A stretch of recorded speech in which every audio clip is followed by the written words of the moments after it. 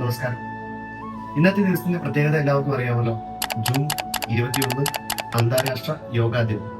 യോഗ എന്ന വാക്കിനർത്ഥം യോഗം, സംയോഗം, കൂടിച്ചേരൽ എന്നൊക്കെയാണ്. യോഗയുടെ ഗുണങ്ങൾ ജനങ്ങളിലേക്ക് എത്തിക്കുക എന്ന ലക്ഷ്യത്തോടു കൂടിയാണ് 2015 ജൂൺ 21 ആദ്യമായി യോഗാ ദിനം ആഘോഷിച്ചത്. യോഗയുടെ പ്രാധാന്യത്തെയും നേട്ടങ്ങളെയും കുറിച്ച് അവബോധം ഉണ്ടാക്കുന്നതിനായി എല്ലാ രാജ്യങ്ങളിലും ജൂൺ 21 അന്താരാഷ്ട്ര യോഗാ ദിനമായി ആചരിച്ചു വരുന്നു.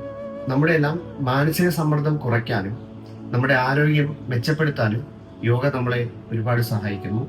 ശാരീരികവും മാനസികവുമായ ഒരുപാട് ആരോഗ്യ ഗുണങ്ങൾ ഡെയിലി യോഗ ആക്ടിവിറ്റീസ് ചെയ്യുന്നതിലൂടെ നമുക്ക് ലഭിക്കുന്നു. വിഷാദം, ഉത്കണ്ഠ തുടങ്ങിയ ആരോഗ്യ പ്രശ്നങ്ങൾ പരിഹരിക്കാനും യോഗ സഹായിക്കുന്നു. ശരീരത്തിൽ നിന്ന് മനസ്സിലേക്കും, മനസ്സിൽ നിന്ന് ബുദ്ധിയിലേക്കും, ബുദ്ധിയിൽ നിന്ന് ആത്മാവിലേക്കും, ആത്മാവിൽ നിന്ന് പരമാത്മാവിലേക്കും ബോധത്തെ ഉയർത്തുന്നതിനുള്ള പടിപടിയായുള്ള പരിശ്രമമാണ് യോഗാശാസ്ത്രം എന്ന് പറയുന്നത്. അതുപോലെ പതഞ്ജലി മഹർഷിയാണ് യോഗയുടെ പിതാവ്. യോഗയിൽ പലതരം പ്രവർത്തനങ്ങൾ ഉൾപ്പെടുന്നു.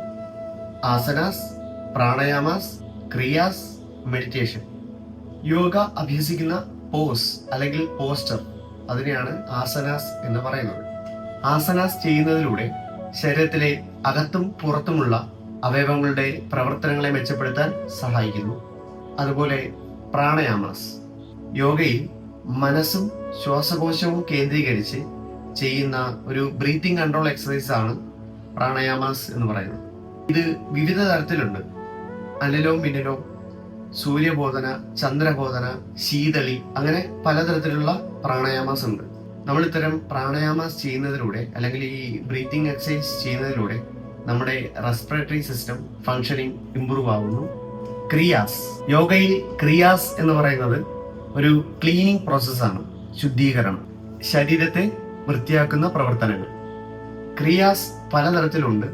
നേതി, ധൗതി, നൗളി, കപാലപതി, ശംഖ, ത്രാടകം. ഇതില് നേതി നമ്മുടെ മൂക്കിന്റെ ശുദ്ധീകരണമാണ്. ധൗതി അന്നനാളത്തിന്റെയും ആമാശയത്തിന്റെയും ഒരു ക്ലീനിങ് പ്രോസസ്സാണ്. നൗളി വയറിലെ പേശികളുടെ ഭ്രമണം.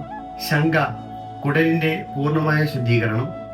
അങ്ങനെ ക്രിയകൾ വിവിധ തരമാണ്. മെഡിറ്റേഷൻ യോഗയിലെ ഏറ്റവും എഫക്റ്റീവായിട്ടുള്ള ഒരു മനഃശാസ്ത്രപരമായ അഭ്യാസമാണ് മെഡിറ്റേഷൻ. സ്ട്രെസ് അതുപോലെയുള്ള മാനസിക ബുദ്ധിമുട്ട് അനുഭവിക്കുന്നവർ തീർച്ചയായിട്ടും മെഡിറ്റേഷൻ ചെയ്താൽ ആശ്വാസകരമാകും. ഡെയിലി എല്ലാവരും യോഗ അല്ലെങ്കിൽ എന്തെങ്കിലും ഒരു ഫിസിക്കൽ എക്സസൈസ് മസ്റ്റായിട്ട് ചെയ്യുക. അത് ചെയ്യുന്നതിലൂടെ നിങ്ങൾക്ക് ബെനിഫിറ്റ്സ് മാത്രമേ ഉണ്ടാവുകയുള്ളൂ. എല്ലാവർക്കും അന്താരാഷ്ട്ര യോഗാ ദിന ആശംസകൾ.